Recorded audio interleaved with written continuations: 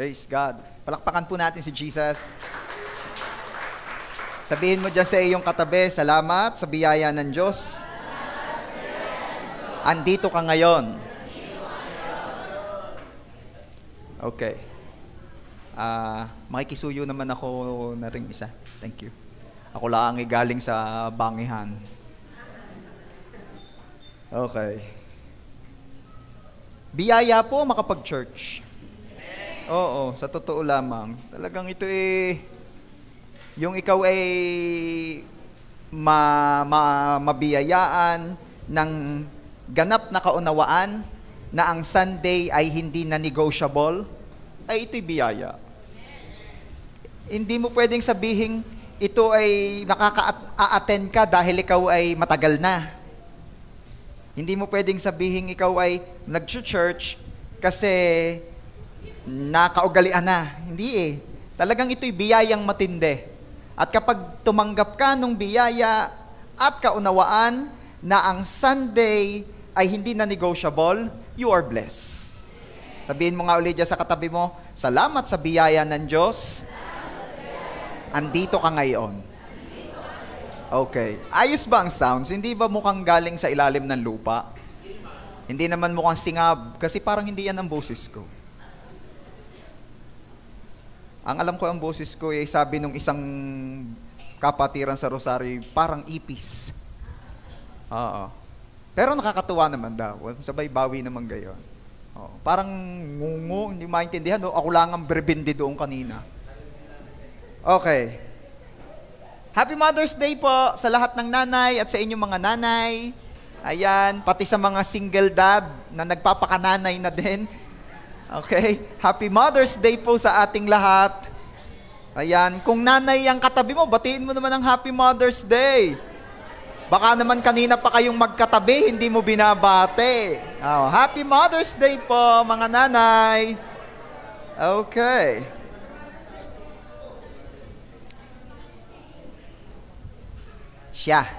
Mamaya, pag-usapan natin ang mga nanay.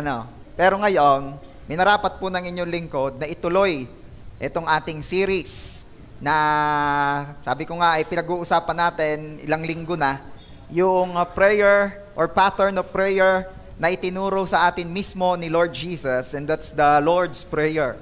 O mas kilala natin bilang Our Father or Ama namin.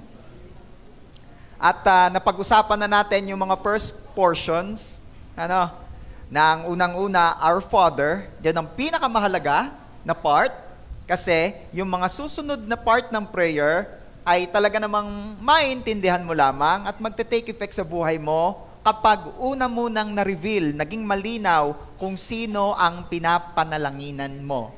He's not just your God, He's your Father.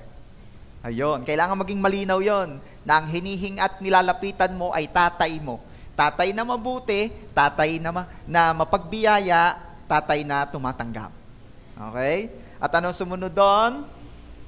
Hallowed be your name. Naturuan tayo na kailangan pala talaga sambahin ang ngalan ng Diyos. Papaano sambahin? Unang-una ay by praising Him whenever we're praying. At ang pinakabuod po noon ay na let your life be a song of worship and praise to God. Hayaan mong yung buhay mo mismo ang magsilbing mabangong samyo pagsamba kay Lord. Okay? Hallowed be your name, your kingdom come, yan inire-reserve ko. Your will be done, yan ang unang-una natin pinag-usapan. Yung hinihiling mo na ang kalooban ng Diyos ang maganap. Ayan, and last Sunday, we talk about the daily bread. Give us this day our daily bread. At nandito na po tayo sa susunod na portion, Matthew chapter 6, verse 12. Sabi po riyan, and forgive us our debts, as we also have forgiven our debtors. Sa Tagalog po, at patawarin mo kami sa aming mga pagkakautang, kagaya ng pagpapatawad namin sa nagkakautang sa amin.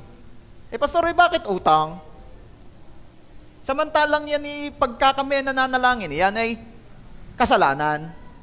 We will talk about it today. Lilinawin natin yan. Kasi kung Englishero ka naman, usually, we're saying, forgive us of all our sins. We're using the word sin. Pero naririnig ko rin doon sa iba, trespasses. So, dumami na. Kanina, utang lang, tapos kasalanan, tapos ngayon, may trespassing pa. So mamaya, pag-uusapan natin yan, lilinawin natin yan. Ano? At tingnan natin, ano ba yung mga historical background? Bakit nagkagayon-gayon? At bakit ito isinama sa prayer pattern na si Jesus mismo nagturo?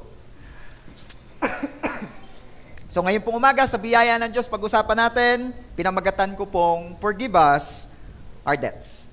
Let's pray. Father, in the name of our Lord Jesus, we come to you, we worship and adore you. Truly, Lord, there is none like you. Forgive us sa aming mga kakulangan kalabisan, cleanse us with your blood, and thank you for the grace of forgiveness. Today, Lord, we pray na ang pagtuturo niyo po ang patuloy naming maranasan. Help us to understand the prayer pattern na kayo po mismo, Lord Jesus, ang nagturo. Give us the grace to comprehend your word. Give us the grace na maging crystal clear ang lahat ng aming pag-uusapan. Teach us. Be with us, O Lord. Dwell upon our needs. We need you. Thank you so much, Father. Dinededicate po namin sa inyo ang lahat ng aming pag-uusapan. Kayo po ang mapapurihan, maparangalan, na maluwalhati sa aming kalagitnaan. Ito po ang aming prayer in Jesus' name. And everybody shout and say, Amen. The best pong palakpak para kay Jesus. Okay. Bago po ako magpatuloy, I want to recognize the presence of Sister Eileen Manalo. Can I see your hands po? Sister Eileen? Ayan, thank you. Ayun! Welcome po! Ayan. Kayo po ay ano ni Brother Willie? Wife. Ay, wow! Praise God. And we also have here Alina. Tama ba ang basa ko, anak? Alena. Ayun, si Alena. Welcome. Okay, we're so happy na kayo po ay makasama. And happy Mother's Day po. Okay. At alam ko ang pinakamasaya ngayon ay si Brother Willie. Yes naman. Ay, palakpak pa eh. Praise God. Okay. Everybody say, forgive us our debts. Pakita nga uli natin yung verse in Matthew chapter 6 verse 12, sabi ni Jesus, and forgive us our debts as we also have forgiven our debtors. Alam niyo po, ito'y chinek ko eh. Sa daming version ng Bible ang aking tiningnan, just to make sure kung ano ba talagang exact word ang ginamit. At para lang po hindi na masyadong mahaba, para lang hindi na kailangan pang isa-isahin, ay nakita ko po na siguro out of 100 verses or versions, dalawa lamang po ang gumamit ng salitang sin. So majority po, ang ginamit na word ay debts o utang. Bakit kaya? Sabi mo nga dyan sa katabi mo, may utang pala tayo. Akala nung isa'y bayad na siya. Ay, nakapagbayad na ako sa kuryente, sa upa ng bahay, sa tubig, bayaran ko na, pati yung parcel na dumating kanina, may bayad na yan. Ay, ano pa kaya? Sabi nung isang nag-post, ang tagal naman nung magbibigay, parating na yung parcel ko. Ako, iniasa na rin eh, doon sa bigay. Eh, naman na. Okay, so, may utang. Bakit kaya utang? Kasalanan ay utang. Okay, bakit nga kaya? Yan ang ating pag-uusapan ngayon. Napakahalaga po ng portion ng prayer na ito. No wonder ito ay isinama ni Jesus sa pattern ng panalangin na itinuro niya. Alam niyo po, walang sinasayang na salita ang Panginoong Jesus.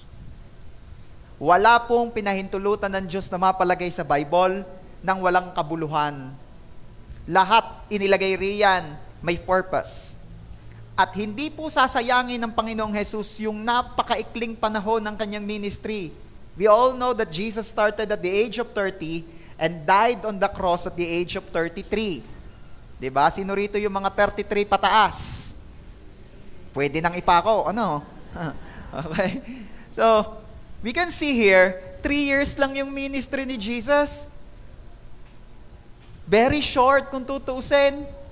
Tapos, think of this. sasayangin niya ang bawat moment?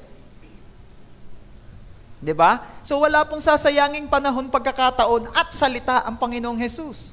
Kaya naniniwala ako, napakahalaga po ng portion na ito sa prayer or pattern of prayer na itinuro ni Jesus. Bakit? Unang-unang nakita kong karahilanan, sapagkat kung meron mang tatanggapin tayong biyaya sa Panginoon, isa na sa ikakandidato o ikakampanya ko sa inyo na napakatinding biyayang matatanggap mo sa Diyos ay ang kapatawaran. Sabihin mo nga diyan sa iyong katabi, matindi yun. Yung ikaw ay mapatawad. Bakit? Dahil we all know, lalo na kung ikaw ay nakaranas ng masaktan, ma-offend, na it is so hard to forgive. Sino nagsasabi ritong madaling magpatawad? Turuan mo ako, bini ka na sa una. Alam natin yan, hindi madali ang magpatawad. Piso na nga lang, hindi pa matawad. Sino nakakaranas na talaga namang dos, tres, hindi matawad. Katindi, lalo ngayon. How much more yung magpapatawad ka ng buo? It is so hard to forgive. And the moment somebody accepted forgiveness from the offended, ay grabing biyaya ito. At isipin po natin, oo nga,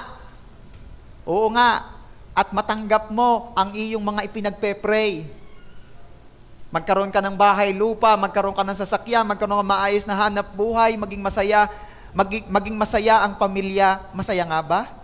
Kung hindi ka pa naman nakakaramdam, nakakaranas, nakakatanggap ng kumpletong kapatawaran, I doubt you will be happy in this life talaga. Even if nasa iyo na ang mga hinihiling mo. Diga? Yang mga nanay natin, yan isa sa mga nagpapasaya sa loob ng bahay.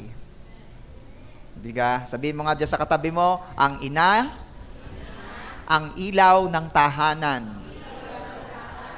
Kaya kapag ang mga inay ay nagsama-sama, asahan nyo yung bahay na yon, diskuhan. Ang saya-saya. Nakikita ko po kapag kayong mga mamshis, nagla-life group, talagang karibaw. Masaya. Ano sasabihin ng mga ayers na yan? Panis ang energy nyo. Pag nagsama-sama yung mga ilaw ng tahanan, sabi ko nga sa inyo, pag more than one ang ilaw sa tahanan, diskuhan iyan. Ang saya-saya. Talagang yung mga nanay, isa yan sa mga nagpapasaya sa bahay. Sabi nila, hindi, masaya ho ang bahay pag may baby. Alay, hindi rin, sa primero lang. Parang sa saglit lang yan, tapos mamay iba, ang ina yan yan ang nagseset ng mood sa bahay. Sino nag-a-agree sa akin? Yan ang nagseset ng mood. Kaya kapag ang ina ay masaya, ang bahay ay masaya. Pag ang ina ay galit, huwag kang magpapakita. Kanya-kanyang tago yan. Huwag na magpapaabot sa inay at tunay. Mapag-initan. Walang masarap na ulam. Walang maayos na bahay. Ang bahay, sukaling. Pagka wala sa mood ang ina, pero believe me, pagka good mood ang nanay, ay happy sa bahay. Okay, bakit ko ito sinasabi? Ay kahit pa anong successful, for example, ng anak, at kahit pa anong narating ng anak, kung alam naman niya sa sarili niya, hindi pa siya nakakatanggap ng kumpletong kapatawaran, example, sa ina, believe me, that person will never be happy. That person will never be truly happy. Kasi alam niya sa sarili niya, may kulang pa rin. Ano yon? Kapatawaran. Yung mga napapanood natin sa telenobelang kontrang-kontra ang ina. Huwag iyan, utoy. Hindi iyan ang gusto ko para sa iyo ay pinaglaban. Nako, hanggang sa nagkapamilya na, pag nadalaw sa bahay masarap ang ulam ng anak na lalaki, pero yung manugang tuyo. Talagang nakabukod. At talagang hinding-hindi. Okay? Pagdating ng mag-asawa, be-bless yung anak. God bless you, anak ko. Be-bless yung manugang. Ay, kumusta ka kaya? Hawak na ang kamay. Ay, kamusta kaya? Kamusta ka, anak? Ikaw ginakakain pa ng ayos. Matinuga ang mga pagkain na iniluluto sa iyo. Alam, ino-obvious. Siyempre, hindi lang naman kasi totoo lang yung manugang sinasaktan. Nasasaktan yung anak. Yan yung mga kala ninyo sa telenovela lahat sa mga pocketbook ninyo nababasa. Ay naku, hindi. Yet it is happening. And that person, that man, will never be happy. Bakit? Dahil yung isa sa napakatinding biyaya na hinahangad ng marami ay wala pa sa kanya at di pa niya nararanasan. And that is forgiveness. Kaya huwag niyong babasta-bastahin ito. Ito'y napakalaking biyaya ang ikay mapatawad, lalo na ng Diyos. Sabi mo nga dyan sa katabi mo, matinding biyaya. At grabe po ang pinagdaanan ng Panginoong Jesus para lamang magkaroon ng effect ang prayer na ito. Kasi kung hindi po namatay ang Panginoong Jesus sa krus upang bayaran ang ating mga kasalanan, miski pa gabalding luha ang iluha mo, hindi ka mapapatawad ng Diyos. Ha? Gayon ka po? Oo. Miski pa ikaw ay lumakad ng paluhod mula doon sa kalsada hanggang dini sa stage, hindi ka mapapatawad ng Diyos. Kating, di naman ho, akala ko gahuyan Diyos ay mabuti. Yes, ang Diyos ay mabuti. Eh, ba't hindi ho magpapatawad? Di kasi natin naiintindihan eh. Dahil tayo tao. Tayo kasi, ang pagpapatawad po sa atin is a must. Bakit? Kasi ikaw, tayo, ay pinatawad din lang. Wala tayong choice but to forgive simply because tayo'y pinatawad din lang. Ano pa? Ikaw ay hindi maluwalhati. Ikaw ay hindi nuknukang ganda. Do yung iba feel nila maganda, pero hindi talaga. Hindi ka perfect. Hindi ka pwedeng kantahan ng nililigawan mo, you are perfect in all of your ways. Hindi. Kaya nga, inadmit na nung isang kumanta do sa kinakantahan niya eh. All your curves and all your edges eh. Tanggap na lang lahat kasi may flaws. Tayo may pintas. We are not perfect. We are not glorious. That's why we need to forgive. Ibahin mo si Lord. Ang Diyos na pinakamakapangyarihan, pinakamataas at lumikha ng langit at lupat ng lahat. And then there is isang nilikhang pipitsugin ang magre-rebelde sa Diyos and then hihingi ng tawad at gano'n na lang. Hello? Hindi uaari. Eh mabuti naman po si Lord, yes. Pero may isang katangian pa ang Diyos bukod sa kanyang kabutihan, ang matatouch, ang masasalang. Kapag ginawa niyang walaan na lamang ang kasalanan. And that is justice. Don't forget na ang Diyos ay mabuti, pero siya ay Diyos ng hustisya. At pag sinabing justice, ito ay humihingi ng kabayaran. Kailangang mayroong ipatong na parusa sa anumang kasalanan. Guguho ang trono ng Diyos.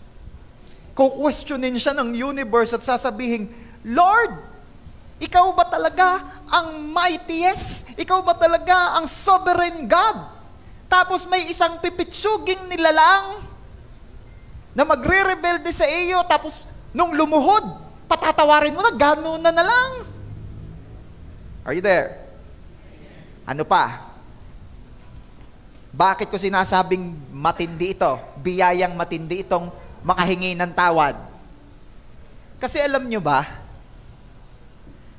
na ang unang nagkasala sa Diyos ay ang mga anghel. Alam niyo naman yun, di ba? It's Lucifer and 1/3 of the angels. Dami yun. Sa ikatlo, 1/3 of the angels. Sumama kay Lucifer, nagrebelde kay Lord. At kung hindi nyo pa alam ang nangyari, ikukwento ko sa inyo, nung ang mga anghel po sa pangunguna ni Lucifer ay nagkasala, hindi po sila pinatawad. Sabihin mo nga dyan sa katabi mo, hindi pinatawad.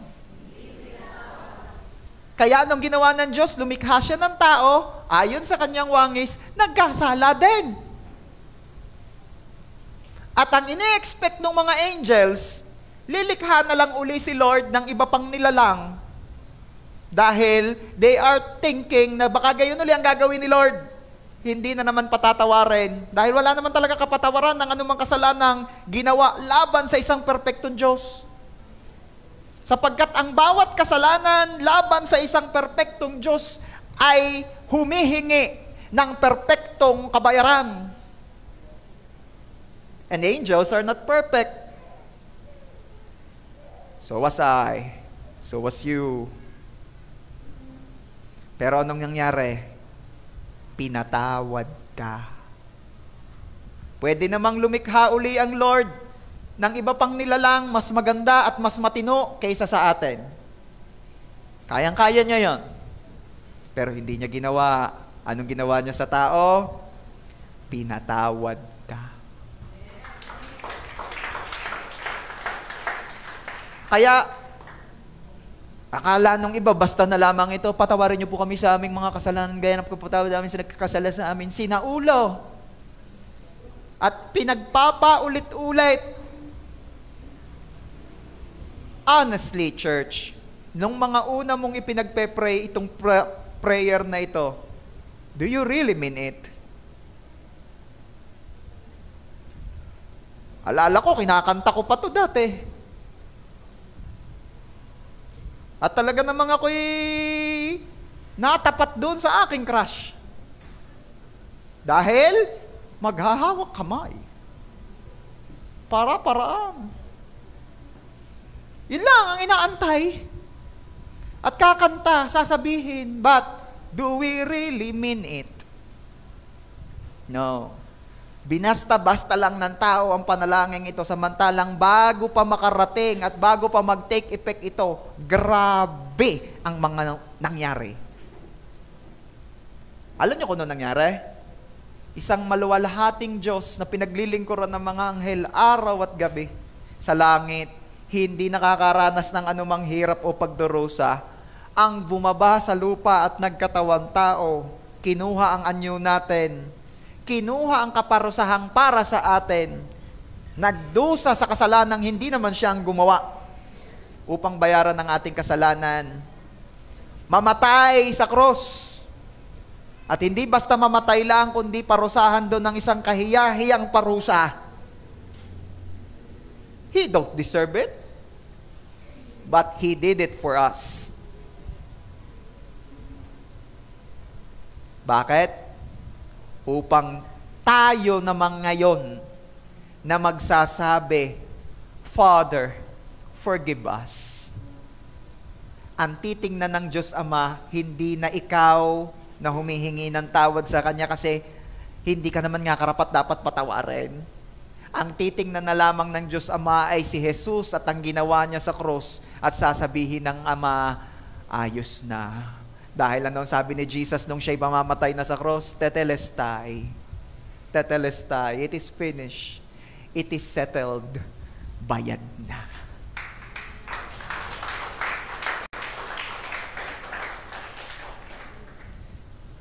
And from this, papasok tayo sa number 1 point natin for today. Ang kasalanan ay utang na humihingi ng kabayaran. No wonder the word na ginamit ay debt. Ang word na ginamit instead na kasalanan lang ay utang. Kasi pag sinabi mong kasalanan at titingnan sa point of view ng tao, yung kasalanan ay di patawarin. Ganyan lang eh. Kasimple. Kasi sa atin, uungat mahirap, pero kung sa point of view ng Diyos, madali sa tao ang magpatawad. Kasi walang mawawalang luwalhati sa'yo pag nagpatawad ka. Walang universe na ko-question sa iyo, bakit mo pinatawad yung nagkasala sa'yo? Walang ningning o kaluwalhati ang mako-compromise. Diba? Kung ikay magpapatawad. Kaya, ito'y madaling sabihin, mahirap gawin, pero sa point of view ng Diyos, napakadali para sa taong magpatawad. Compare to Him, na along nangyari, nawindang ang sangkalangitan para lang mapatawad ka. Nalito ang mga anghel, hindi nila maintindihan na yung pinaglilingkuran nila ay bababa sa lupa, He will took the form of man, parurusahan, ay wala namang ginawang masama. At mamamatay sa cross. Na noong una pa, bago pa magsimula ang lahat, ay kita na nila ang maluwalhati, malakas, makapangyarihan sa lahat. At ngayon magdurus at maghihirap, windang ang sangkalangitan. Yun ang nangganap, yun ang nangyari, mapatawad lang tayo ng Diyos. It is so hard for Him to forgive. Pero sa tao, hindi ganun kahirap. Ngayon, ang kasalanan ay utang na humihingi ng kabayaran. Bakit ito'y utang? Bakit ito'y kailangan ng kabayaran? Romans chapter 6, verse 23, sapagkat ang kabayaran, everybody say kabayaran. Ang kabayaran ng kasalanan ay kamatayan. Ito may lagi na nating naririnig Ang kabayaran sa kasalanan ay kamatayan. Kapag nagkasala, dapat parusahan, dapat magbayad, at ang bayad, death. Pastor, mamamatay naman talagang lahat Mamamatay naman talagang lahat. Pero pag ang Bible po ang nagsabi ng death, hindi lang ito physical death. Pag ang Bible po ang nagsabi ng death, ito po yung after ng buhay natin dito sa lupay, pupunta tayo doon sa lugar na wala ang Diyos. And that's hell. Taas ang kamay ng gustong mapunta sa langit. Sabi ko, taas ang kamay. Okay, baba na po. Ngayon naman, taas ang kamay ng gustong mauna. Wala. So, syempre, hindi ko na kayo tatanungin kung sinong gustong pumuntang impyerno. Dahil wala. Walang may gusto sa impyerno. Pero, lahat ng nagkasala ay kailangang pumunta sa hell. That's the payment for sin. At hindi pala na rin. At hindi lang basta parusa sa hell. Kailangan parusahan din muna dito bago parusahan ng pangwalang hanggan sa hell. Kailangan mamatay talaga, patayin. Matindi ito. Hindi basta-basta ang kasalanan. Pastor, yan ka po'y depende sa kasalanang nagawa. Pagka po mga white lies lamang, kailangan ka po talaga gayanin pa. O baka naman po ang mga kinagayan laang yung mga rape, yung mga pagtataksil sa bayan, yung mga corruption. Nakita ko doon sa ibang bansa, pag napatunayang corrupt yung leader, ay firing squad ang parusa in public. Natatakot nga namang mag-corrupt yung mga leader. Ayoko naman sabihin sana all, pero gusto ko naman nawa ay dumami rin yung mga gayong bansa na kung hindi man maubos kakaunting-kakaunti ang corrupt. Okay, kaya talaga nga kailangan ang maipalagay na mga mamumuno, yung mga may takot sa Diyos numero 1. Yun yung unang-unang qualification, dapat may takot kay Lord, may relationship kay Lord. Hindi basta takot lang kay Lord, at may relationship kay Lord. Yun takot mangurako. Okay. Ako hindi magbabanggit na pangalan na, bawal na.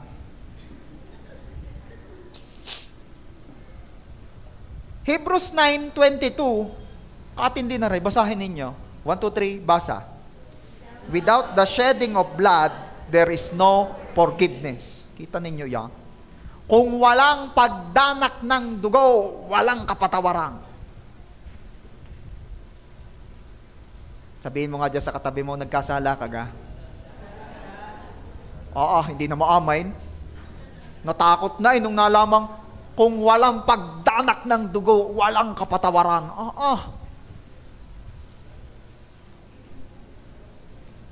Kaya alam nyo yung mapatawad kayo, hindi basta-basta yan. Kailangang may dumigis na dugo. Hindi basta iintayin lang mamatay. Talagang pagduduguin. Lasa ko'y tahimik tayo ngayon. Ito po ang hinihinging kabayaran. Kaya ang sabi, Matthew chapter 6 verse 12, and forgive us our debts. Patawarin niyo po kami sa aming utang. Hindi po namin kayang bayaran kahit padanakin niyo po ang dugo namin, kulang pa din. Are you there? Sabi ko sa inyo kanina, ito ba ang issue ba rito ay kung anong klase ng kasalanan? No. Ang issue dito ay hindi yung klase ng kasalanan o kung sino ang nagkasala. Ang issue dito, sinong pinagkasalaan? Ang issue dito, kanino tayo nagkasala? At kanino nga ba tayo nagkasala? Sa Diyos na perfect. At ang hinihingi ng hustisya ng Diyos na perfect ay bayad na perfect. Kita ninyo kung gaano kabigat ito? Kung halimbawa si Janine ang ibabayad natin, pwede na kaya? Sabi ng mga katabi, maganda naman po. Alam ko, kaya nga dyan kayo natabi. Maputi naman. Di perfect na. Hindi ho katangkaran.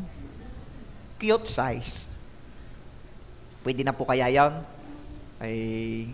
Wala hindi papasa sa standard Tapos tanungin ninyo, ito na last ng tanong, tanungin ninyo kung siya'y nagkasala since birth. Nagkasala daw si Janine since birth. Nagkasala. Hindi aari yan. May pintas. Hindi perfect. Paano po? Gusto nyo po para lang magkaigi na sama nyo na yung mga katabay. Saan ka ho? Sa kaliwa o sa kanan? Yung buong runan na yun, nailing na si Sis Tinay, nailing na. Hindi naman ho yun tungkol sa, hindi ho, kung hindi perfect, hindi dadamihan na lang. Hindi naman yun, gayon lang Hindi naman dadamihan na lang. Akala tayo kasi minsan, hindi naman kagandahan pala yan. Kuhanin mo na rin, arayat ng para naman tatakip doon sa imperfection yan, at least madami. May butas naman yan, talong na yan. Hindi kunin mo na lahat, arit na yun. Diga? Sa tao gayon, pwedeng gayon. Sa Diyos hindi. Dahil siya'y Diyos na maluwalhati, hindi rin naman siya papaya, hindi rin naman po pwede na babayaran mo ng bayad na hindi akma sa bibigyan. Sino rito yung kapag meron kang reregaluhan at alam mo, tingin mo, nasa kanya na ang lahat, ikihirap na hirap regaluhan. Yung ba, magre-regalo ka kay mayor, magre-regalo ka kay gob, magre-regalo ka daw sa pinakamayaman sa inyong barangay. Ano kayo re-regalo ko din Ikihirap na hirap mag-isip, dahil iniaangkop mo sa bibigyan. Babalik tayo dito sa aking punto, ang babayaran, ang pinagkasalaan ay perfect na Diyos. So dapat ang ibabayad mo'y angkop sa bibigyan. Anong ibabayad natin? Kaya we are indebted. Ibig sabihin, tayo'y may utang. Dahil, ano ka tawag sa hindi pa nakakabayad? Ano libre? Hilig-hilig natin sa libre. Anong tawag doon sa hindi pa nakakabayad? Anong ayuda? Kayo yata hanggang ngayon nag-aantay pa ng gagapang Talaga naman magbago na tayo, ha? Sabihin mo, hindi lang 1,000 ang halaga ko. Dapat gayon. Ayan 2,500. Naku po. Hoy, joke lang yun ha. Baka kayo eh. Turo ng aming pastor, wag daw kami papayag sa 1,000. 2,500 daw. Hindi ko tinuturo yun ha. Joke lang yun. Okay.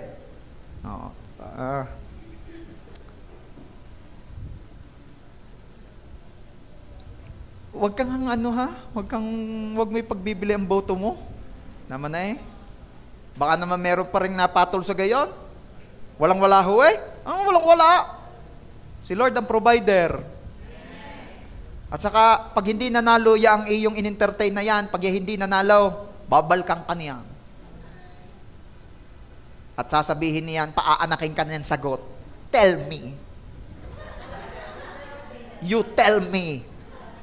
Isang barangay kayong binayaran ko, ba't di pa rin ako nanalo? You tell me. Bahala kayo. Tinitingnan ko ang inyong mga buhok eh. Minsan kasi yung mga coordinator daw naka-straight na. Wala pa. Okay.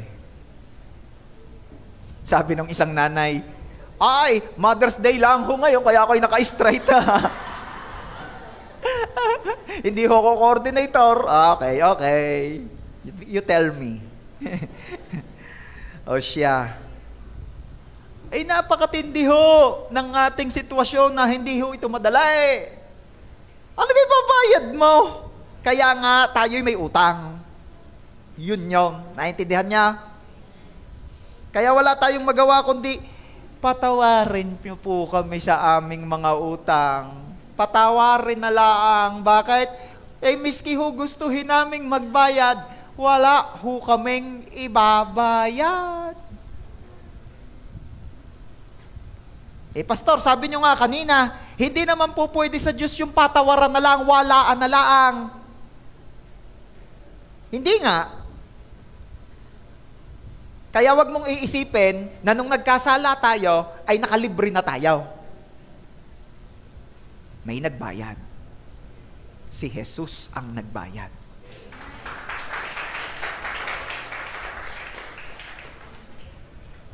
Mapapatawad lang tayo ng Diyos kung mababayaran ng sapat ang kasalanan o utang sa Kanya.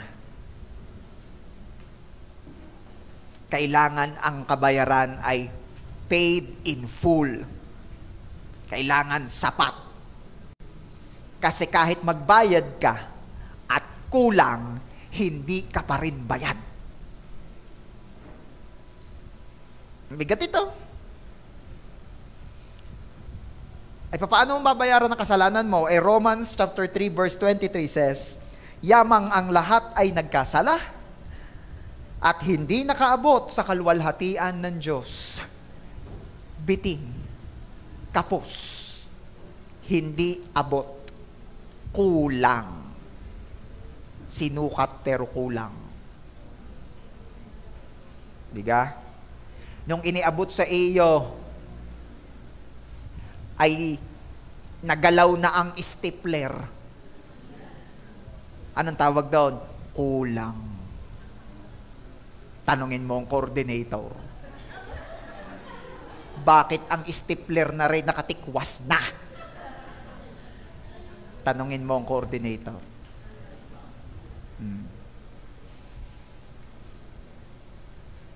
Okay. Alam nyo ba, na yung kapatawaran, inibiyayang matindi, ano, sabi ko sa inyo kanina. Pero alam nyo po ba na yung makahingi ng tawad ay biyaya na din?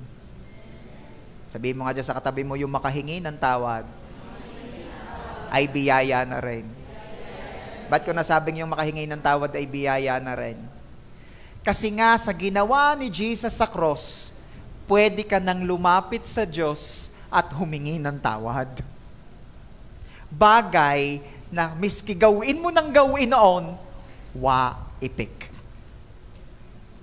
Sabi ko nga sa inyo kanina, miski ki umiyak ng isang balding luha riyan, miski kim lumuhod at naglumakad ng napakalayo, ipik. But after what Jesus did on the cross, doon tumanggap ka ng biyaya, nakakalapit ka sa Diyos Ama at sasabihin mo, forgive us our debts. Biyaya. Alam niyo bang bago mamatay si Jesus, pero may naikwento ko na noon, uulitin ko lamang, na may gawain na ganito, may service na ganito, kailangan ng bawat isa'y magpapatay ng hayop. At yung dugong iyon, ang pantakip, pansamantalang pantakip sa kasalanan. Imagine ninyo kung hindi pa namatay si Jesus sa cross, at tayo ay nagsa-Sunday service, anong baho ng church? Bakit? Ay di kanya-kanya tayong dala. Depende sa kasalanan. Pag maliit ang kasalanan, di mga kalapati ang dala. Ay paano kapag yung mga malaki-laki ang kasalanan, di ang mga dala mo'y kambing? Pag talagang may laki ang kasalanan, dala mo'y baka. So ang idadaing natin, hindi lang mabaho, maingay pa. Imagine ninyo, nagsiservice nito, tapos bigla may mga lilipad diyang mga manok at saka mga kalapate. Kahirap ng Sunday service. At ang pinakamatindi, every year, yung high priest, papasok doon sa Holy of Holies, kasi po'y nahahati sa 2 portion yung temple. Yung lugar kung saan pwede yung mga mahihinang nilalang, kung tawagin. At tapos yung high priest, yun ang nakakapasok lamang once a year doon sa kabila ng tabing, which is, they call it Holy of Holies. Nandun yung Ark of Covenant, andun yung presensya ng Diyos. At dahil hindi pa nababayaran in full ang kasalanan, kailangan magpatay ng baka. Ano ang baka ngayon? Yung isang turiti ate, 45 na. Turiti pa lang yun na, hindi pa yun yung turong malaki. Di laging, once a year, dapat magbabudget ang church ng mga 100 to 120K a year. Dahil papasok si senior pastor sa Holy of Holies. Ay bakit ho gayon? Ay hindi nga uubra. Pagharap ng tao sa presensya ng Diyos na perfect at ang haharap ay hindi perfect, patay! Alam nyo bang yung high priest na pumapasok sa Holy of Holies, may mga bells siya sa baywang, tapos may tali, tapos yung karugtong ng tali, hawak naman ng mga maiiwan doon sa labas. Pagpasok nung high priest, pinakikinggan nila kung tumutunog pa yung bell. Ibig sabihin, nakakalakad pa. Pag biglang tumunog ng kakaiba yon at bumagsak, ibig sabihin namatay, baka may kasalanan hindi natakluban ng dugo ng bakang inialay, namatay sa presensya ng Diyos, ba't may tali? Hihilahin na lang nila palabas. Dahil sila hindi rin makakapasok dahil sila mga uutas din doon. That's what I'm saying about God's holiness and perfection. God's holiness and perfection can kill. Kaya nga ang sabi ni Moses, Lord, gusto kong makita ang iyong mukha. Ano sabi ni Lord? Mamamatay ka, utoy. Si Moses na yun ha, hindi aari. Mamamatay ka. You cannot contain my glory.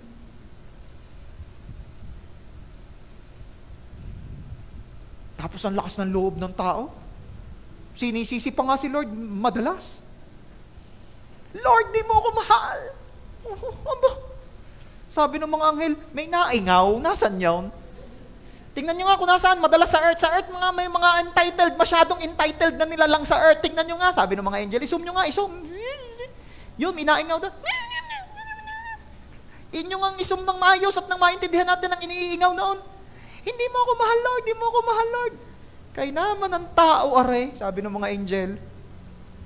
Hindi mo naiintindihan iningang indinadrama mo. Sabi mo nga dyan sa katabi mo, huwag mong isipin na walang nagmamahal sa iyo. Huwag mong iisipin na ika'y nag-iisa sa buhay dahil may isang Diyos na nagmamahal sa iyo. And His name is Jesus. Kaya tama na ang dramang bukid, ha?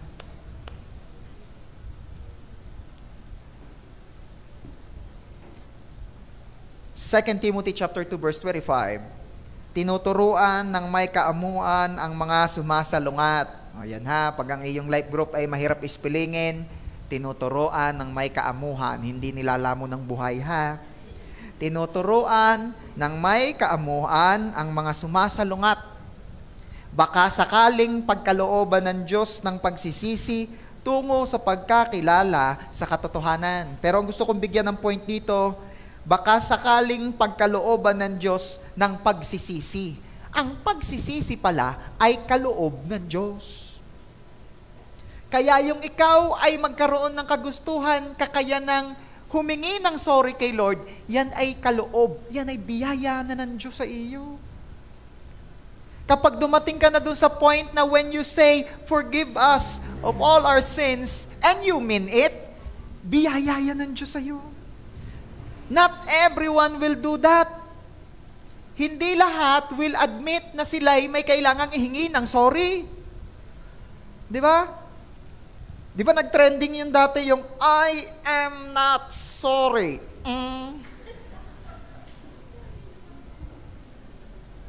Kaya yung you admit that you did something wrong, yay biyaya na. Okay. And I have a good news for you. Church, oo nga't ang kasalanan ay utang na humihingi ng kabayaran.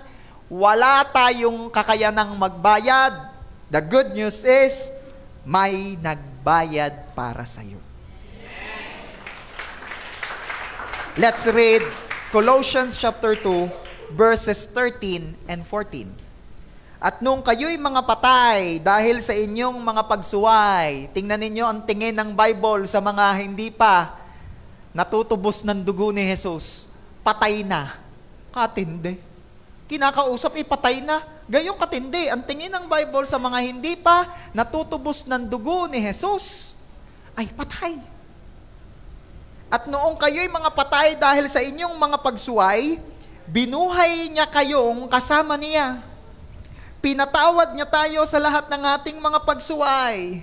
Matapos pawiin ang nakasulat na katibayan. Alam niyo sa ibang bersyon, ang nakalagay diyan, listahan ng utang. Katindi.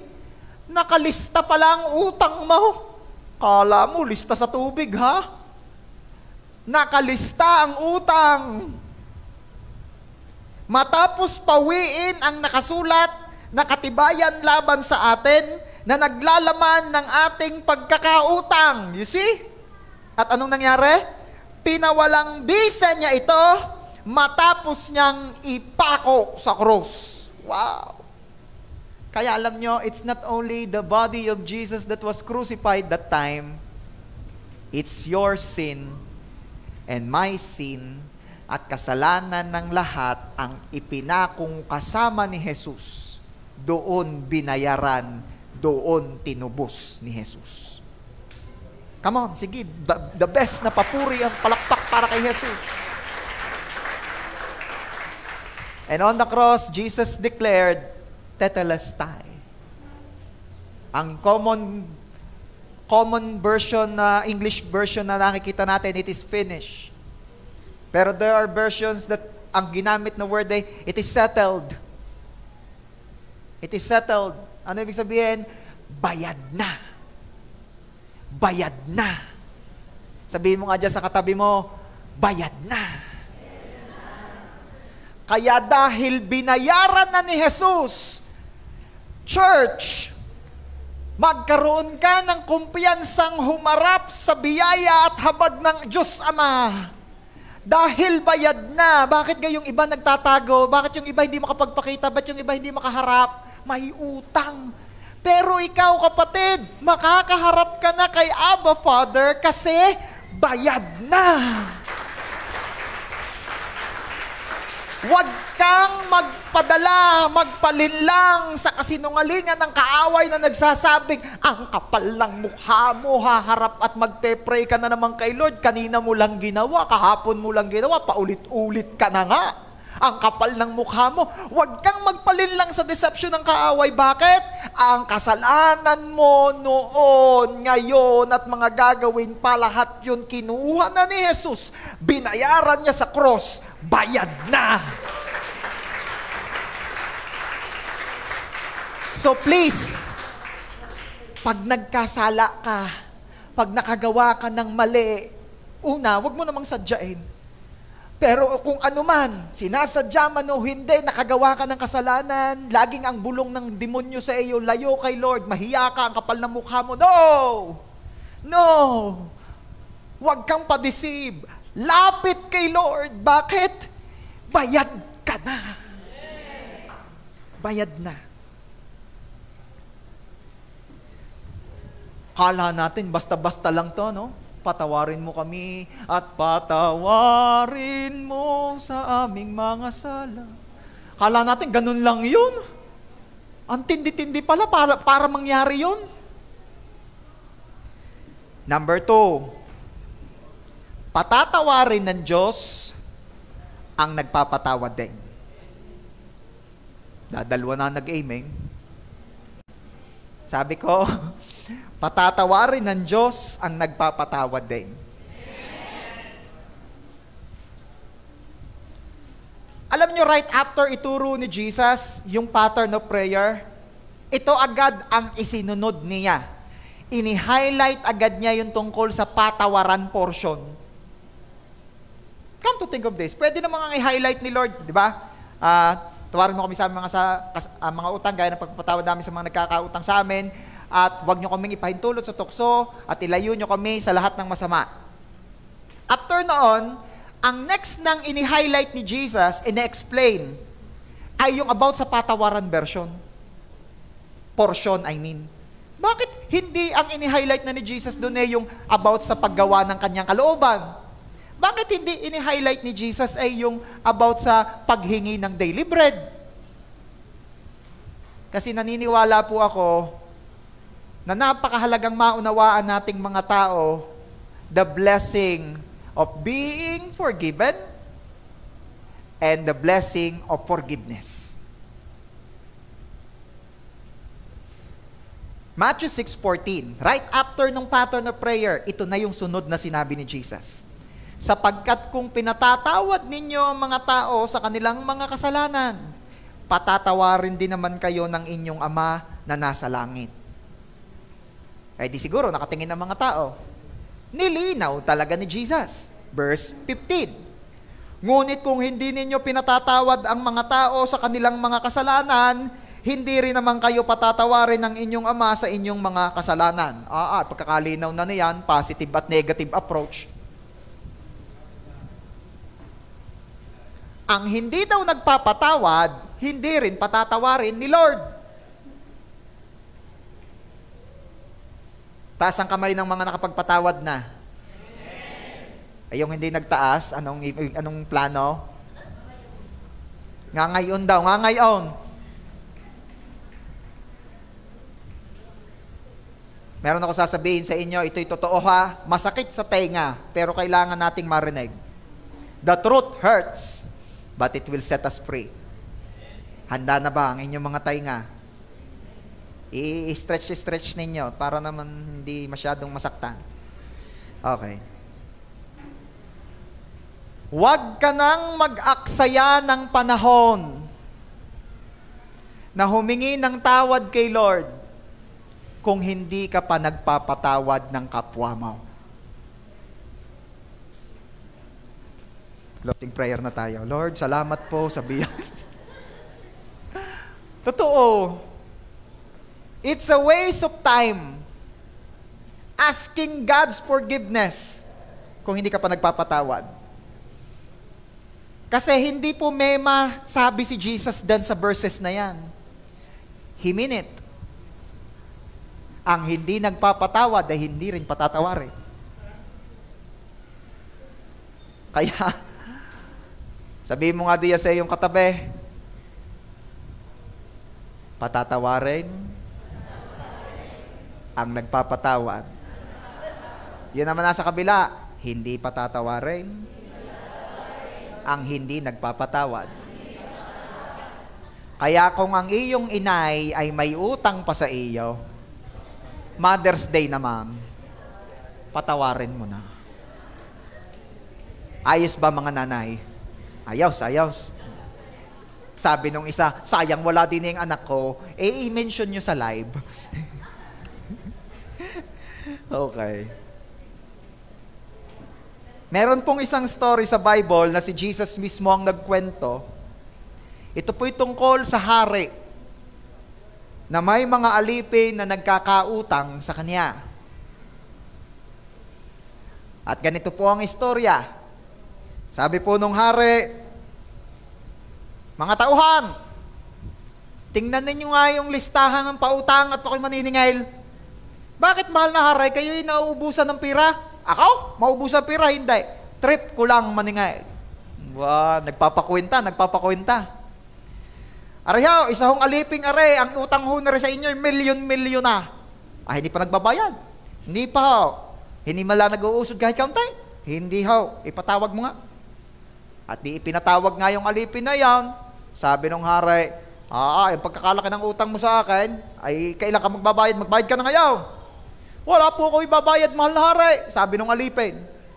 Sabi nung hari, siya, mga tauhan, ipagbili na yang aliping iyan at nang iya'y mapira. Pambawas man lang sa utang. Yay may asawa at mga anak. Meron po. Ipagbili na din. At nang maibayad sa utang. Ay meron gayang ML. Mga mitik na yan. Pagbili na din. Hindi, joke lang ho yan. Walang ML daw. Sa madaling salita, pinabibinta na. At nakiusap, nagmakaawa po yung alipin at nasabi, wag naman po ninyo yung gawin iyon. Ako naman po ibigyan ninyo ng pagkakataon po makabayad sa inyo. Maawa po kayo sa akin. At nasabi po sa istorya, naawa ang hari at pinatawad siya sa kanyang utang. Pagkalabas po nung aliping iyong pinatawad ng hari ang utang, nakita niya yung kanyang kapwa alipin, na may utang sa kanyang daan-daan lang naman. Kaunti lang. Sabi mga Diyos sa katabi ko, kaunti lang. Ang sabi po sa story ni Jesus, agad niyang sinunggaban yung kanyang kapwa aliping may utang sa kanya at kanyang sinakal. Huwag mo sasakalin niya katabi mo, ha. Sinakal at sinabi, magbayad ka ng utang mo sa akin. Ay walang maibayad yung kapwa alipin, kaya ipinakulong niya iyon. Sabi mo nga sa iyong katabi, yung aliping iyong kasama. Pinatawad ba hindi magpatawad? Tapos wag mo nang tingnan yung katabi mo dahil nakakaramdam na yan. Ngayon, nakarating po ang balita sa mga alipin na nasa kaharian. At sinabi nila sa hari, mahal na hari, yun hong pinatawad ninyo ng milyon-milyon. Aba, ay napakasama ho palang tao noon. Meron hong kapwa kaalipin kami, may utang sa kanyang kakaunti naman. Aba, ipinakulong pa ho Sa galit ng hari, ipinatawag niya yung aliping iyo at sinabi, Matthew 18:32. Kaya't ipinatawag siya ng kanyang Panginoon at sinabi sa kanya, ikaw na masamang alipin, ipinatawad ko sa iyo ang lahat ng utang na iyon sapagkat nakiusap ka sa akin. Verse 33, hindi ba dapat kang mahabag sa iyong kapwa alipin kung paanong nahabag ako sa iyo? Sabi mo nga dyan sa katabi mo, mahabag sa kapwa kagaya ng pagkahabag sa iyo ng Panginoon. Tapos wag mo na ulit tingnan. Verse 34, at sa galit ng kanyang Panginoon, ibinigay siya sa mga tagapagparusa hanggang sa magbayad siya sa lahat ng kanyang utang. At pakinggan ninyo ang sasabihin ni Jesus on verse 35, gayon din naman ang gagawin sa bawat isa sa inyo ng aking Ama na nasa langit, kung hindi ninyo taos-pusong patatawarin ang inyong kapatid. Sabihin mo nga sa katabi mo habang itinuturo yung nasa screen. Yun. Tapos wag mo na uling tingnan.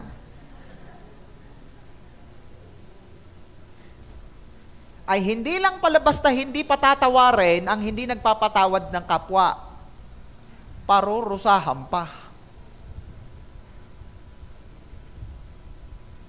Kaya alam ninyo, merong mga ininom na ang lahat ng gamot, pati herbal, pati balat isinama na. Ay, hindi gumaling-galing. Naku, malaman-laman mo, hindi lang pala nagpapatawad. O kaya, anong ganit ng negosyo? Lahat na ibininta. Pati paragis ibininta.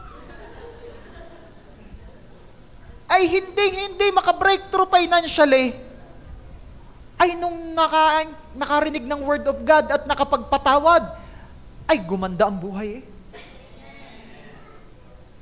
Hindi kaya, baka may iniintay kang breakthrough kaya lamang hindi natin maranasan, ay dahil may hindi pa pinapatawad.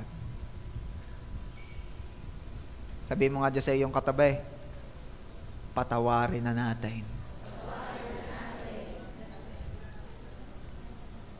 Number 3, and I will end up with this. Sabi nung isa, Pastor, wag na mag-number 3. Pasakit na ng pasakit yan. Di, iyaan nyo. Masarap nga. Number 3, patatawarin ng Diyos kagaya ng kung paano nagpatawad sa iba. Everybody say, kagaya.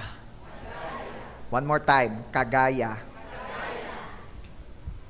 Matthew chapter 6 verse 12, ito'y Tagalog version, patawarin mo po kami sa aming mga pagkakautang kung paanong nagpatawad kami sa mga nagkakautang sa amin.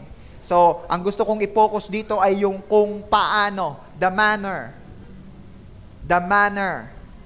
Sa ibang version, gaya ng pagpapatawad namin. Igaya mo, patawarin mo kami, Lord, at igaya mo yon sa kung paano rin kaming nagpapatawad. Kaya ang pagpapatawad na tatanggapin natin from God ay kagaya rin lamang ng pagpapatawad na ginagawa natin sa kapwa natin. Ano ba example niyan para mas madaling maintindihan? Paano ka ba magpatawad? Pinapatawad na kita ha. Pero parang awa mo na. Wag ka na magpapakita sa akin. Ganun ba tayong magpatawad? Kasi kung ganun tayong magpatawad, ano sabi ni Jesus? Gayon din tayo kung patatawarin ng Ama. Paano kapag sinabi ni Lord sa iyo, gayon ka palang magpatawad ha? Siya, sige. Patatawarin din kita. Pero, wag kang magpapakita sa akin.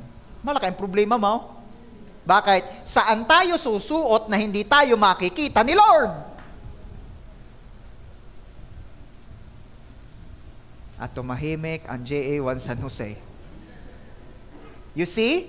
Kaya yung pagpapatawad natin sa kapwa, malaki ang role sa kapatawarang tatanggapin natin kay Lord. At bakit ito ginawa ni Lord? Kasi gusto ni Lord na maranasan mo yung fullness of life. Jesus came to give us life and have it to the full. At alam ni Lord na ang tao uungat masagana sa ibang bagay, pero meron pang hindi pagpapatawad sa puso, sa buhay, hindi niya mararanasan ng fullness of life. Kaya gusto ni Lord, maranasan mo ang kagalakang ng buhay. At ang hirap naman talagang maging blessed and successful niyang may galit pa eh. Believe me, yang meron pang unsettled heartaches, hindi yan magiging productive. Tingnan ninyo pagka kayo'y may S. Ito pansin ko, pag ako may S, talagang ang aking luto eh. Salang mataba, may maalat. Dusa ang mga kasama sa bahay. Kaya tip, kung meron mang nagluluto sa bahay, at hindi pa nakakaluto, parang awa nyo na sa sarili nyo, huwag nyo munang galitin. Kung trip nyo talagang kulitin ang nanay ninyo, asarin ninyo pag nakaluto na. At humanda ka, ikaw magliligpit ng kinainan at ng pinaglutuan. Pero this is my point. Church, connected ang pagpapatawad mo sa kapatawarang tatanggapin mo. Are you there? Ano pa? Paano ka magpatawad? Kung ang pagpapatawad na ginagawa mo ay kalahati lang, hindi kalahati rin lang ang tatanggapin mo. Nakapatawaran kay Lord. Sapagkat si Jesus na rin na may sabi, kung anong sukat na gagamitin mo sa kapwa mo, siya ring sukat na gagamitin sa iyo. Ay, Pastor, garniho ako magpatawad sa tunay lang ho, sa tunay. Ako ho'y nagpatawad ngayon, bukas pag nakita ko, galit na uli ako. Paano ho yun? Di bukas galit na rin uli si Lord sa akin? Okay, meron tayong hindi naunawaan doon. Forgiveness is like love. Sabihin mo nga, forgiveness is like love. Bakit? Love ay hindi emosyon. Love is a decision. Hindi mo pwedeng ibase sa emosyon ang love, kasi kung inlababo ka ngayon dahil sa emosyon, mamaya o bukas, makalawa o makailang taon, baka hindi na. Lalo pa kung na-inlove ka kay girl dahil maganda ang kanyang ngipin, ay hanggang kailan lang makukumpleto yan? Na-inlove ka kay girl dahil maganda ang mata, ay hanggang kailan lang yan? Malinaw. Na-inlove ka kay girl dahil ang kanyang ganda, o na-inlove ka kay boy dahil ang ganda ng kanyang buhok, hanggang kailan lang ang hairline niya naririyan? Are you there? So kung emosyon lamang, hindi. Tapos ito pa, pag magkasama na kayo sa bahay, na-discover mo ang ugali niya. Chinat mo ang iyong biyanan. Mame, baka pwedeng hong ibalik. At nag-reply, wala nang balikan, touch mo. Gayaan na yan din inuumpa. Diba? So, love is not just a feeling. Hindi siya pwedeng i-base sa emotion. Love is a decision. So ngayon, kung sabi ko, ang forgiveness ay parang love, dahil ang forgiveness is not just also based on your emotion, it's a decision. Punta ngayon tayo doon sa case nyo. Pastor, pinatawad ko na, pero bakit kinabukasan pag nakita ko, galit na uli ako? Because that's your emotion. Normal. Ginawan ka ng masama, alangan matuwa ka. Ay, paano hong gagawin ko? Yang emosyon, susunod na lamang yan sa iyong desisyon. Ulitin ko. Ang iyong emosyon, susunod na lamang sa iyong desisyon.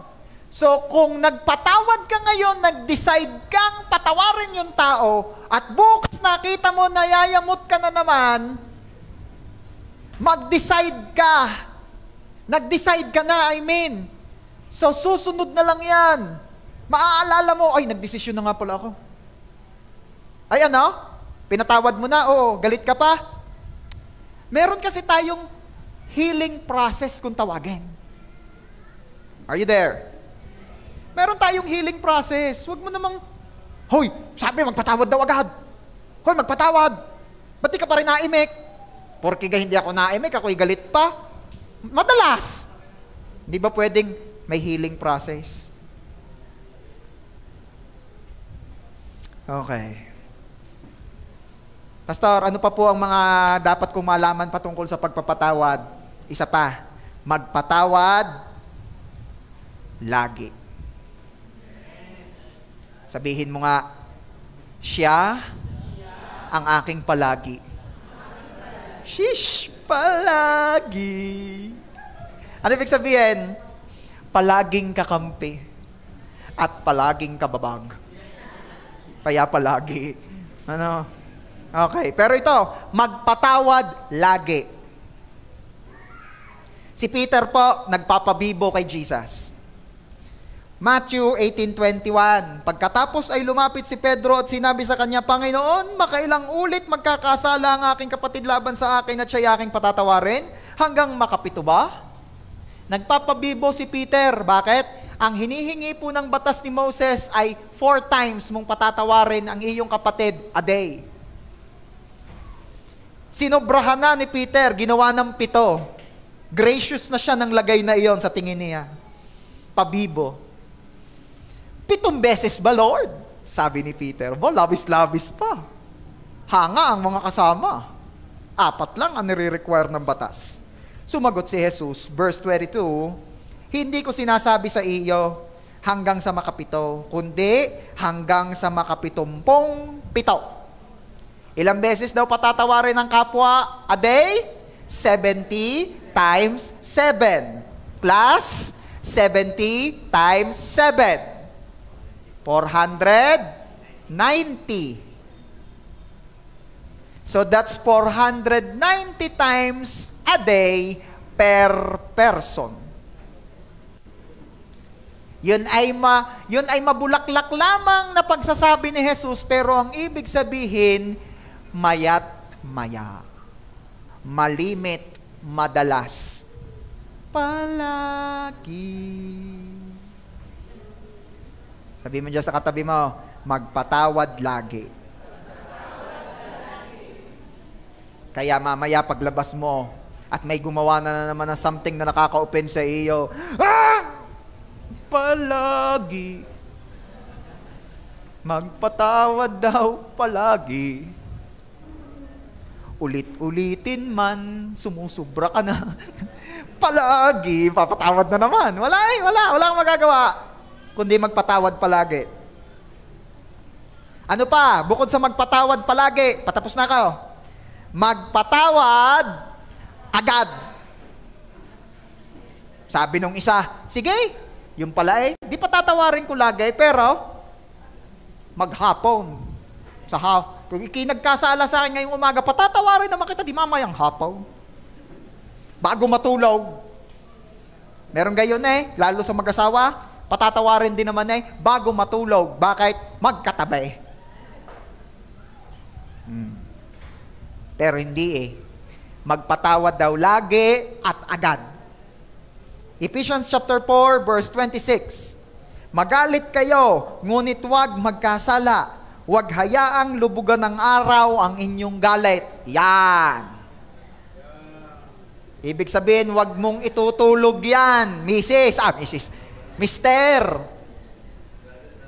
Huwag ka daw tutulog ng galit. Binabangungotahan, kat. Ang sabi, bago daw lumubog ang araw, dapat nagpatawad na. Sabi mo nga dyan sa katabi mo, bago lumubog ang araw, dapat nagpatawad na. Huwag nyo namang intayin pang palubog na ang araw. Sige na, pinatatawad na kita. Inintay mo pa maghapon Ang ibig sabihin lang ng Bible dyan, magpatawad agad. Huwag patagalin. Yung iba ay natitiis hindi naimik 2 araw, 3 araw na At ikaw naman, ay makaramdam ka. Not all times ay kayang-kaya at madali para sa tao ang magsabi ng sorry.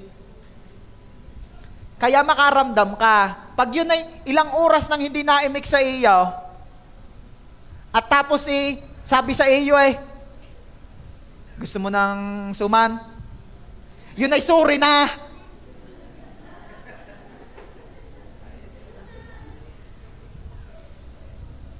Gayon yun. Yung iba pinaninindigan pa, hindi pa nagsusuri. Ay, naku naman, makaramdam ka naman. Tinuturo ko sa mga sa mga counseling. Pag yan nagsabi sa iyong, kumain ka na. Pag galit sorry na yun. Yun nag-i-initiate na, naimik na.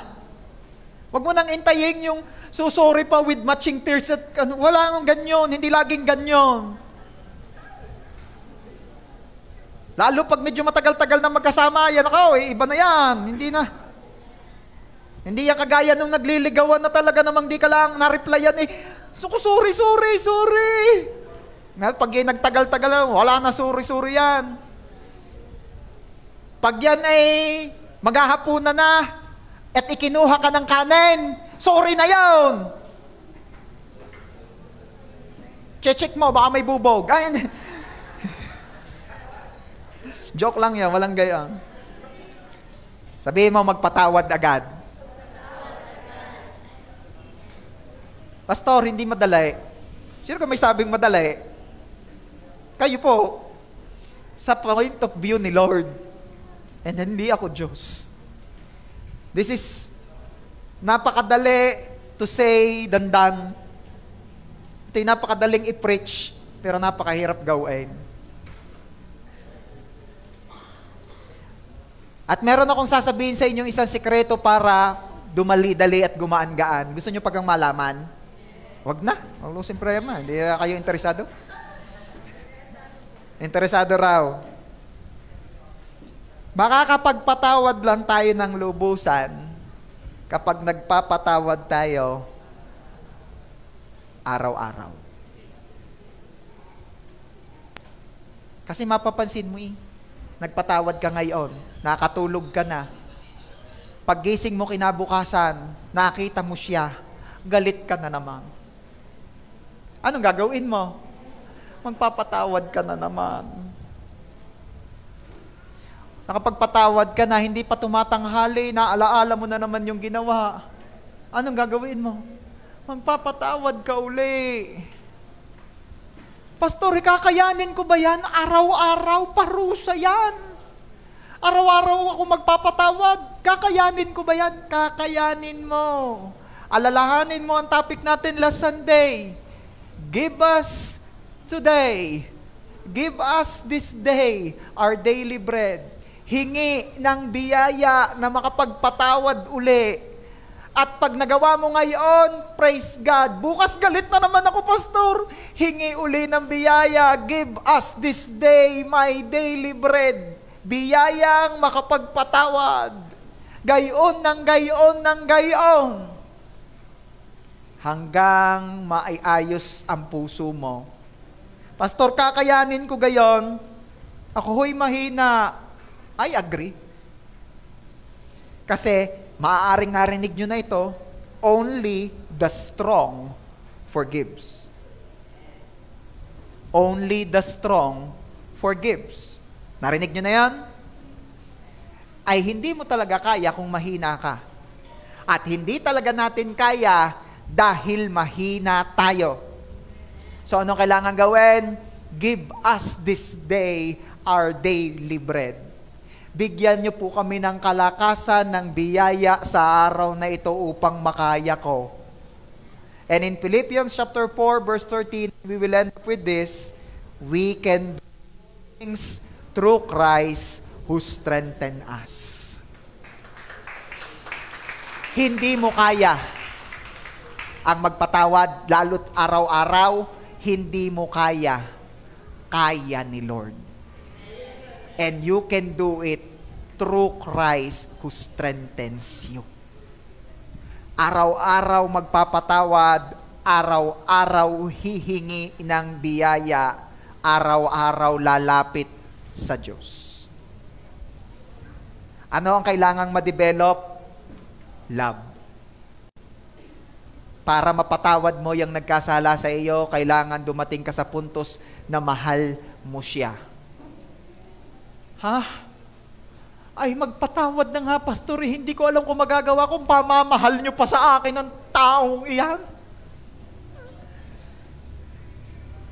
Dahil ang genuine forgiveness ay resulta na lamang ng genuine love. Alam ninyo kung bakit tayo ay araw-araw napapatawad ni Lord? Kasi mahal tayo ng Diyos. Paano mo mapapatawad araw-araw ang nagkasala sa iyo? Love them. Hindi ko na nailagay dyan but Jesus said, love your enemies. Pray for them. Do good to them. Be good to them.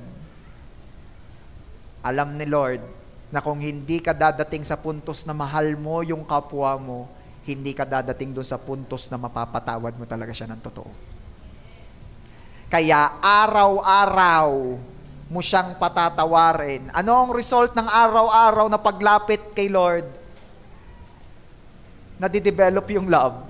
At believe me, araw-araw mong pinatatawad yung tao, araw-araw ka nagre-release ng forgiveness, araw-araw ka nagre-release ng love. Mamaya pa kasama na siya sa prayer mo. Mamaya pa, concerned ka na rin sa kanya. Mamaya makita mo, ikaw na ang sumisinop doon sa taong iyon. And you will see that you are already free from the pain. Malaya ka na, nakapagpatawad ka na. At hindi lang forgiveness ang na-develop, love. At ano sabi ni Jesus? And this world will know that you are my disciples if you love one another. Praise God. May I invite everyone to stand up, please? Pastor, bakit? Nanggaling doon sa patawarin mo kami, Lord, sa aming mga kasalanan hanggang sa kami ay dapat magpatawad. Kasi nga, kung hindi ka magpapatawad, hindi ka patatawarin. So ngayon po, as we end, I want you to close your eyes and I want you to release forgiveness. Maaaring meron pang mga tao na kinasamaan mo ng loob, kinatampuhan.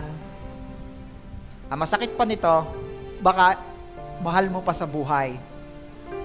And that's true. Family, ang pinaka makakapagpasaya sa iyo. Grabe ang joy na kayang ibigay ng iyong mga mahal sa buhay. But at the same time, unfortunately, sila rin ang kayang manakit ng sobra sa iyo. So, kung alam mo sa iyong sarili, meron pang mga taong kailangan mong mapatawad, I want you to close your eyes and I want you to think of that person and I want you to release forgiveness to him or her. Pastor, may mangyayari ka doon? Yes. May mangyayari. Hindi ko naman siya kaharap, hindi naman niya maririnig. Pero may mangyayari doon kasi it will always start in the spiritual realm and then it will manifest in the physical world. Ang kailangan mo lang ngayong gawin, alisin yung burden na iyan ng galit sa puso mo. Ikas mo yung burden mo to Jesus and the Lord will give you rest. So I'm encouraging you, habang nakapikit ka, release forgiveness to those who offended you. Release forgiveness. Kung wala na, di you are blessed. Pero kung meron pa, release forgiveness. At matapos mong patawarin ang taong iyon o mga taong iyon, this is what we're going to do. Hingin mo naman ngayon at tanggapin ang kapatawaran na iginagawad ng Diyos sa iyo. Ngayon, maging confident ka, knowing na bayad na. And be confident dahil nakapagpatawad ka na, kaya alam mo, tatanggap ka na rin ng kapatawaran. Come on, lapit kay Lord. Receive God's forgiveness. Let there be genuine repentance in Jesus' name. Thank you, Lord. Thank you, Lord. Thank you, Jesus. Salamat po sa biyaya ng kapatawaran na iginawad niyo po sa amin. Thank you, Lord Jesus, sa ginawa niyo sa cross para kami po ay makalapit at makapagsabi with confidence, forgive us sa aming mga utang, pagkakasala. Salamat, Lord Jesus, dahil binayaran mo ang parusang para sana sa amin. Thank you, Lord, for the grace of forgiveness And thank you, Lord, sa biyaya ng kakayanan na makapagpatawad araw-araw. Thank you, Lord God. Sa inyo po mga kamay, muli itinatagubilin ko po ang inyong church. Thank you, Lord, for giving us the grace to always forgive and to always receive the grace of forgiveness from you. To you alone, all the glory. Ito po ang aming prayer in Jesus' name. And everybody say, Amen. God bless you. Sige po, makakaupo na po tayo.